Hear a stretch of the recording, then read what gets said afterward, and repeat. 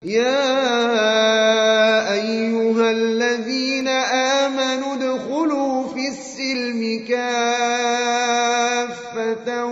ولا تتبعوا خطوات الشيطان إنه لكم عدو مبين.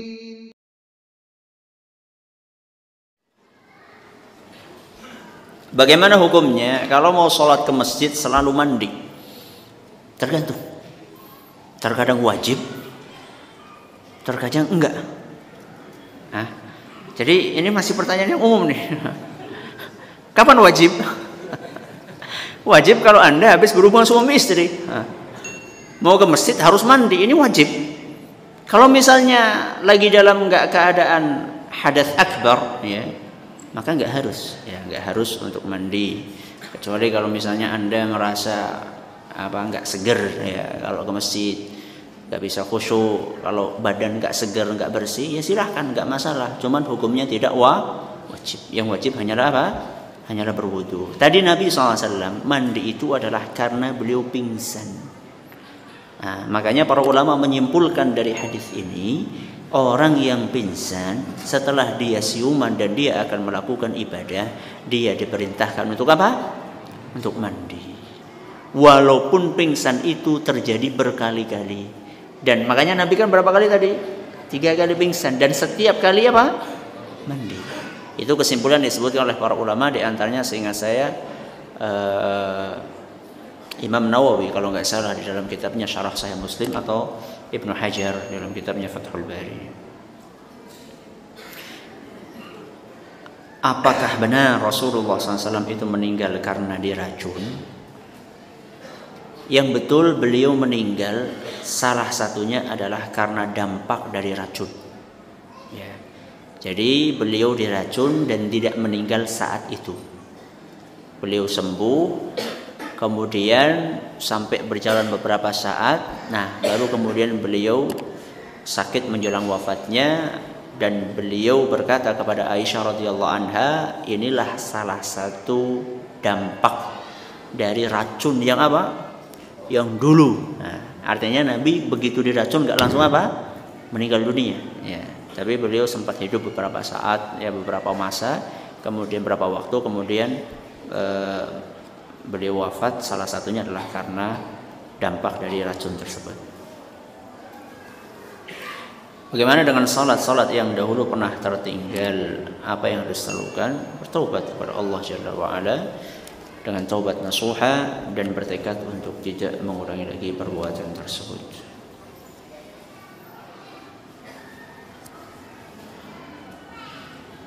Manakah yang lebih afdal saat kita safar? Apakah salat wajibnya selalu kita jamak qasar atau selalu mengikuti salatnya imam dan berjamaah? Jangan dicampurkan antara qasar dengan jamak. Ya, kalau qasar itu kaitannya dengan safar, kalau jamak itu kaitannya dengan apa? Dengan keperluan. Ya. Orang yang safar itu disunnahkan untuk qasar, walaupun dia tidak memerlukan qasar. Adapun jamak itu diperbolehkan bagi siapa saja yang memerlukannya, baik dia dalam kondisi safar maupun apa? Tidak safar. Apa ada Ustaz orang lagi tidak safar memerlukan jamak? Ada nggak? Apa contohnya? Hujan, bagus. Contoh yang lain? Sakit, bisa. Yang lain? Masih di kendaraan, bisa dan nggak mungkin berhenti, bisa. Ada yang lain? Seorang dokter, kalau apa? Kalau operasi. Masa ini lagi apa? Lagi sekarat, mau ditinggal sebentar, mau sholat sebentar. Balik ke situ udah apa? Udah Allah yarham, ya, mereka situ udah rahimahullah. Boleh, ya itu boleh. Jadi jamak itu kaitannya bukan safar, tapi keperluan. Kalau ketika safar perlu untuk jamak, silahkan. Mana yang afdol? Kalau kita jumpa jamaah, kita afdolnya ikut sholat jamaah. Afdolnya ikut sholat jamaah walaupun imamnya tidak qashar. Walaupun imamnya tidak qashar, mengikuti jamaah di masjid yang dia hadiri.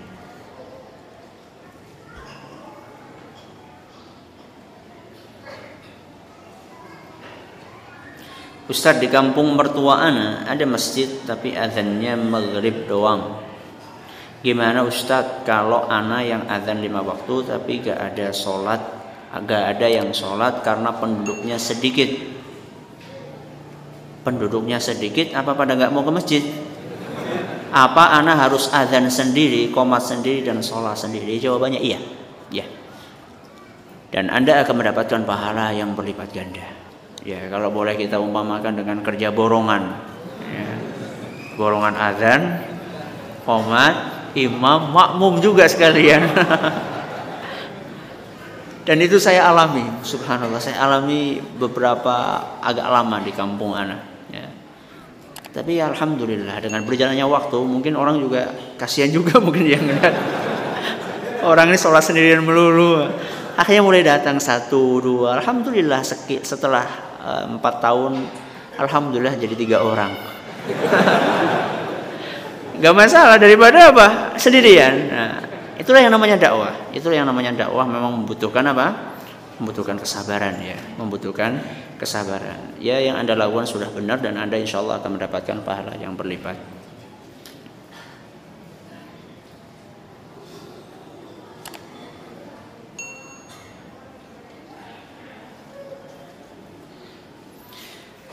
Bagaimana jika pada masa kecil hingga dia dewasa si anak mengerjakan sholat, tapi setelah dia punya keluarga orang tersebut meninggalkan sholat, apakah hal ini masih menjadi tanggung jawab orang tua?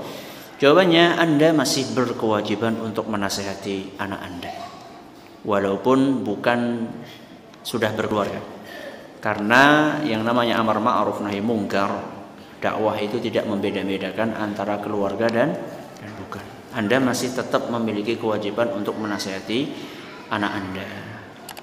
Kecuali kalau Anda pengen nanti di hari kiamat Anda melihat anak Anda di neraka, ya, anak Anda manggil-manggil Anda di surga, an afidhu alaina minal ma' aw mimma razaqakumullah. Itu ceritanya Allah Subhanahu wa taala tentang dialog antara penghuni neraka dengan penghuni siapa? Surga. Wa nada ashabun nari ashabal jannah. Orang-orang yang di neraka mereka memanggil-manggil orang-orang yang di surga. An afidhu alaina minal ma' aw mimma razaqakumullah. Berikanlah kami air ataupun nikmat yang Allah berikan, rezeki yang Allah berikan kepada kalian. Jadi orang yang ada di neraka mereka merintih-rintih meminta kepada orang yang di surga, walaupun setetes itu mereka harapkan. Dan dialog ini tidak dibedakan antara keluarga dan bukan. Bisa jadi yang minta-minta air itu adalah anak Anda, dan yang Anda yang sedang minum air segar di surga adalah Anda. An afidhu alaina minal ma'a mimma razaqakumullah. Qalu innallaha harramahuma 'alal kafirin. Orang yang ada di surga mereka berkata, Allah mengharamkan air tersebut atas orang-orang kafir. Gak bisa kan? Maka jangan sampai keindahan kita makan bersama di meja makan beserta putra-putra kita, keindahan kita duduk bersama dengan putra-putra kita, jangan sampai hal itu nanti tidak berlanjut sampai di alam akhirat. Kita ingin di alam akhirat bertemu dengan anak-anak kita di surga, dengan bapak dan ibu kita. Kita pengen seperti itu. Tapi keinginan saja tidak cukup. Membutuhkan dari kita untuk berjibaku, berkorban, mengingatkan. Tentunya dengan kata-kata yang baik dan dengan kata-kata yang enak untuk didengar oleh anak-anak kita. Bagaimana bagi orang tua yang membawa anak ke masjid tapi ternyata anak-anak tersebut bising, membuat gaduh dan mengganggu kekhusyuan sholat? Anak-anak dilihat usianya, ya. Anak-anak dilihat usianya. Seandainya dia sudah bisa diingatkan, ya, dinasehati, kalau di masjid nggak boleh gaduh, saat itu boleh dia bawa ke masjid. Seandainya anak tersebut belum bisa dan akan mengganggu kekhusyuan sholat, maka seyogyanya ditinggal di mana? Di rumah. Ya. Dan itu dijelaskan oleh para ahli fikih dalam kitab-kitab fikih. Ya. Dan tidak ada batasan umur tertentu, karena satu orang dengan orang yang lain beda-beda. Ada anak umur 3 tahun lebih dewasa daripada anak umur 13 tahun. Nah, 3 tahun ya tergantung siapa bapaknya ya. Bapaknya dulu bandel, mungkin anaknya jadi ketularan bandel. Nah, ya, nggak usah jauh-jauh ngelihat diri sendiri atau ngelihat ibunya. Ya. Jadi kalau misalnya anak itu sudah bisa diomongin, nak, kamu itu berada ke masjid, kamu berada di suatu tempat yang spesial, bukan sembarang tempat. Itu adalah rumah Allah, jadi harus menjaga adab. Ya. Itu harus diingatkan sebelum pergi ke masjid.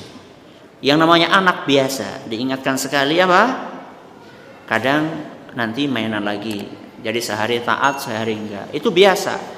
Nah, disinilah peran orang tua untuk tidak bosan mengingatkan anaknya. Jadi jangan sampai kita bilang udah diomongin sekali nggak paham juga, langsung apa? Ditinggal. Jangan. Ya. Jadi kita perlu mungkin suatu ketika dengan metode motivasi dan ancaman, ya, targhib dan tarhib. Suatu ketika misalnya kamu kalau nakal lagi, kalau ramai lagi di masjid, nanti enggak, abi ajak ke masjid, kamu di rumah aja. Anak-anak kan suka kan kalau ke masjid, karena apa? Lihat orang banyak. Ya. Nah, ketika dia mendapatkan ancaman seperti itu, maka si anak pikir-pikir mau ramai, karena dia nanti takutnya enggak diajak lagi. Ini metode ancaman. Suatu ketika jangan selalu ancaman, ya. Suatu ketika kita pakai metode motivasi. Nah, nanti kalau kamu misalnya ke masjid dan enggak ribut, nanti abi beliin apa? Beliin jeruk misalnya, ya, atau beliin jajan misalnya, atau nanti kamu uang sakunya abi tambah misalnya.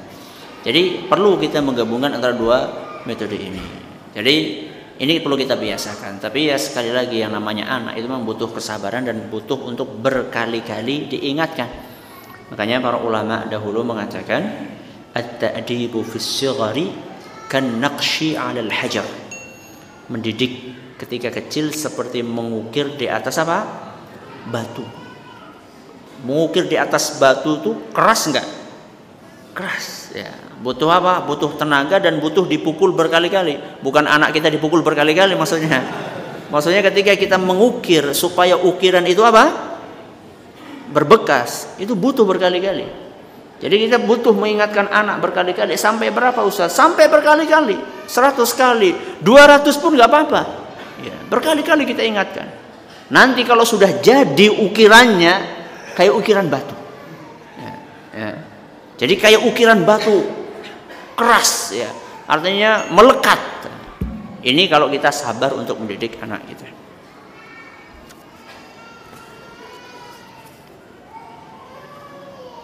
Apakah kita sholat tahiyatul masjid pada saat masuk ke musola? Iya, sholat tahiyatul masjid ketika masuk ke musola, masuk ke langgar atau masuk ke masjid tempat sholat, kecuali misalnya Anda punya tempat sholat di rumah, ya.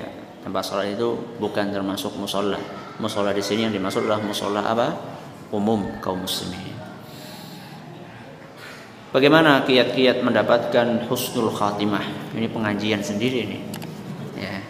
Banyak ya, kiat-kiat mendapatkan husnul khatimah banyak. Di antaranya adalah memohon kepada Allah Subhanahu wa taala. Ini adalah yang pertama dan yang utama.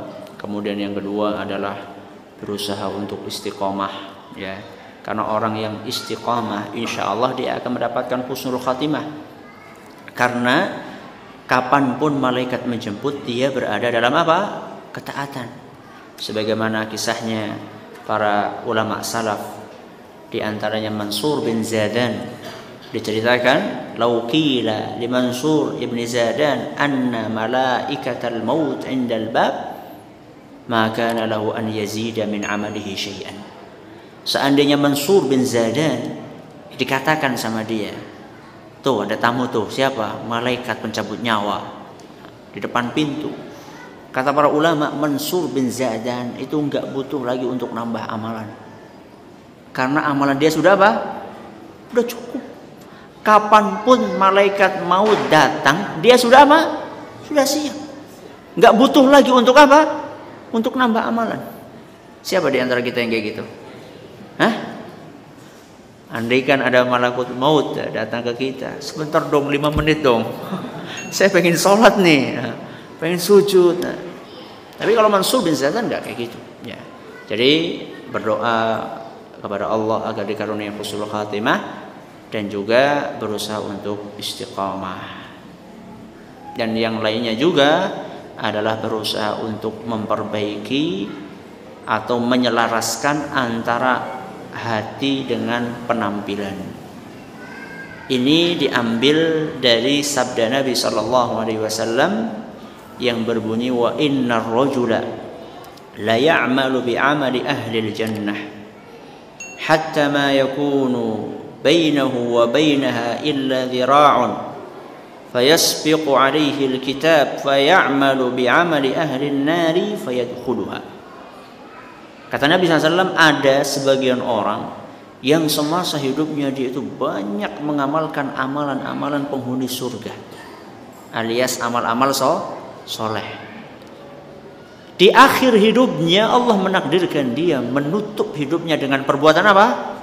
Dosa. Akhirnya dia su'ul khatimah, masuk ke neraka. Jadi jangan dikira kalau kita sudah ngaji seperti ini kemudian kita lantas sudah langsung dapat jaminan masuk apa? Surga. Belum tentu. Dan belum tentu juga seperti yang saya katakan berkali-kali, anak-anak yang di samping-samping jalan itu, yang di perempatan, yang rambutnya apa? Merah-merah ya. Anak-anak apa? Anak-anak pang. Ya. Belum tentu mereka nanti masuk ke neraka.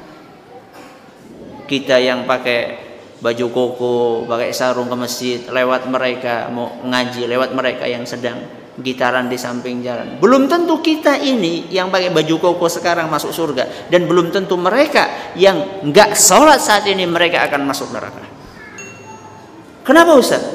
Hadis Nabi SAW, wa innar rajula la ya'malu bi'amali ahli an-nar hatta ma yakunu bainaha wa bainahu illa dhira'un fayasbiqu 'alayhi al-kitab fay'amalu bi'amali ahli al-jannati fayadkhuluha.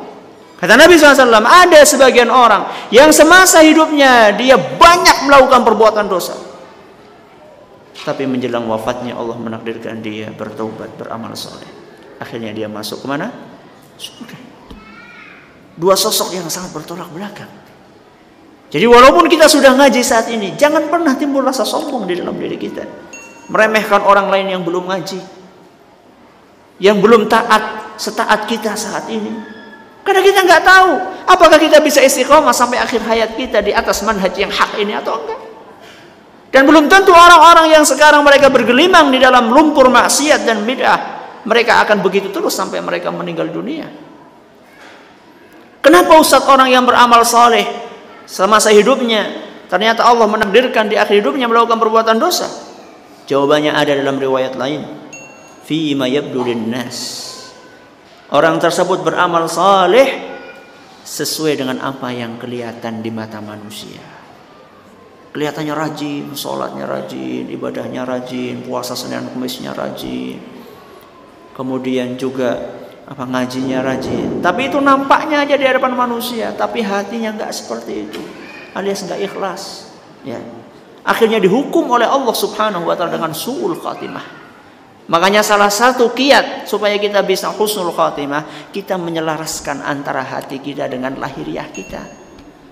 Jadi ibadah itu bukan hanya sholat, bukan hanya puasa, bukan hanya haji, tapi juga keikhlasan dalam hati kita.